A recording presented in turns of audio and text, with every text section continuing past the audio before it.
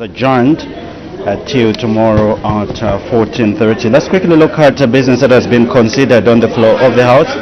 When business resumed at 14:30, Madam Speaker did make some announcements.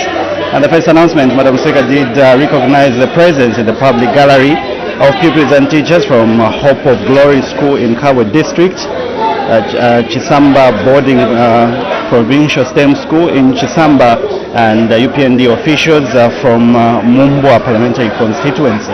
On behalf of the National Assembly of Zambia, the First Deputy Speaker did warmly welcome the guests to the Assembly. In the other announcement, Madam First Deputy Speaker acquainted the House with the presence in the Speaker's gallery of the following members of Parliament and staff from Parliament of Kenya, who are accompanied by officials from the West Minister Foundation of Democracy, Kenya office.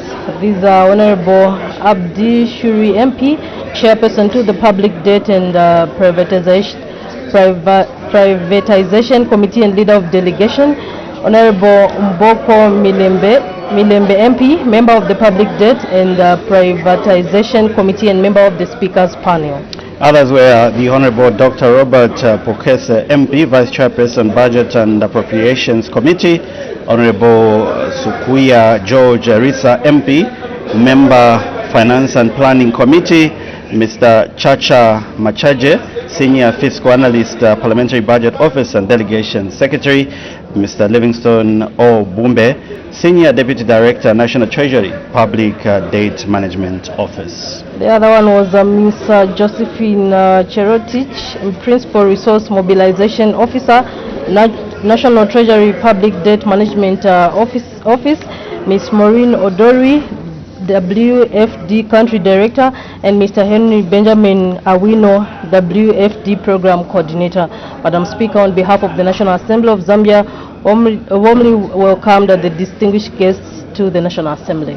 After those announcements, the House did proceed to consider ministerial statement, and this ministerial statement was permitted by the First Deputy Speaker to the Minister of Foreign Affairs and International Cooperation, Honorable Mulambe Himbe State Council, and this one was on the state visit to the Arab Republic of Egypt, undertaken by the President, Mr. Hakainde Hijileman. The detail of that ministerial statement, the Minister did say that the delegation's engagement were guided by the key pillars of the 8th National Development Plan, particularly economic transformation and job creation, human and social development, and environmental sustainability. And there were some key talks and bilateral consultation. Matimba.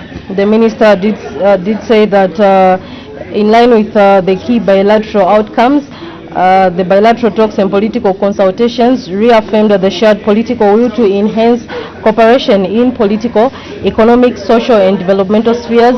They committed to deepen mutual support in multilateral fora, including the AU and COMESA, and also to advocate jointly on African priorities such as climate financing, poverty reduction and the restructuring of global debt architecture.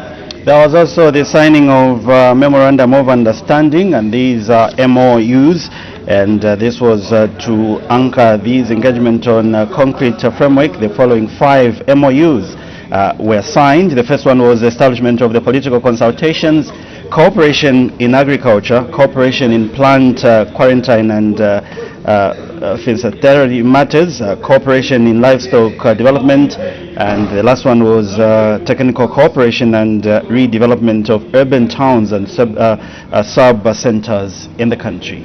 There was also agriculture, livestock and fisheries cooperation. The Minister said that the delegation held technical discussions with Egypt's Agriculture Research Center and Veterinary Serum and Vaccine Research Institute, focusing on vaccine production for diseases such as FMD, CBPP, Newcastle and anthrax, with joint research programs to be rolled out by Q1 2026.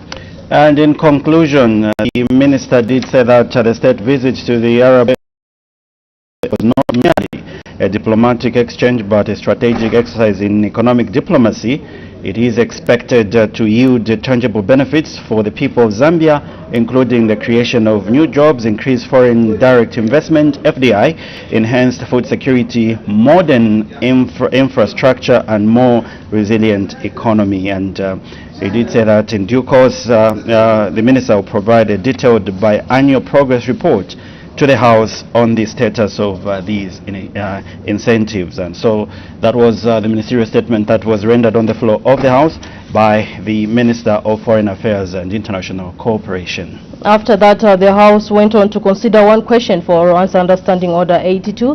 This question came from Serenje, Member of Parliament, Mr. George Kandafula. He directed his question to the Minister of Energy. He wanted to find out whether the government is aware that farmers relying on irrigation systems in Serenje and other parts of the country are severely affected by the current 3-hour daily power supply load management, and that the situation is leading to reduced crop yield and threatening national food security. And the minister did say that government is not aware. In the other part of the question, he wanted to find out if so whether the government will urgently consider exempting these farmers from load management to ensure continuous power supply to sustain agricultural activities. And the minister said farmers are allocated 10 hours power supply, which is meant to ensure that agriculture activities are sustained to guarantee food security in the country. Chabuma Member of Parliament, Mr. Victor Lumai, who is also chairperson of the Zambia delegation to the 50th Southern African Development Community Parliamentary Forum, SADC-PF Plenary Assembly, did present a report, and this report was urging the House to adopt the report of the Zambian delegation to the 57th Southern African Development Community Parliamentary Forum, SADC-PF Plenary Assembly, held in Victoria Falls City in Zimbabwe from 1st May to 7th June 2025 for the 4th session of the 13th National Assembly. The document was laid on the table of the House on Friday 25th of July 2025, and the seconder to this motion was Ms. Julian Nyemba, and when the question was put, the motion was adopted. After consideration of that motion, the House went on to consider some bills, and the first bill was the Superior Court's Number of Judges Bill, National Assembly Bill number 15 of 2025, which came at second reading, considered at second reading, and our committee stage will be taken tomorrow. The Border Management and Trade Facilitation Bill, National Assembly Bill number 5 of 2025, came up at report stage, and the third reading stage to be done tomorrow. The House also considered the National Road Fund Amendment Bill, National Assembly Bill number 2 of 2025, which came at third reading. It was read the third time and it passed. There was a consideration of the report of the Parliamentary Reforms and Modernization Committee, motion of 25th July 2025. At the time, business was interrupted for the adjournment on Friday. It was Mr. Stephen Kampyongo who was on the floor of the House debating his Shiwangandu Member of Parliament, and this motion was held in camera. So basically that's a business that has been considered on the floor of the House today. So Matimba and I, we need to leave now, Matimba. It's been a long day, I guess. Yes, Forces. And so from all of us here, it's goodbye. Keep watching Parliament Television and do have a lovely evening.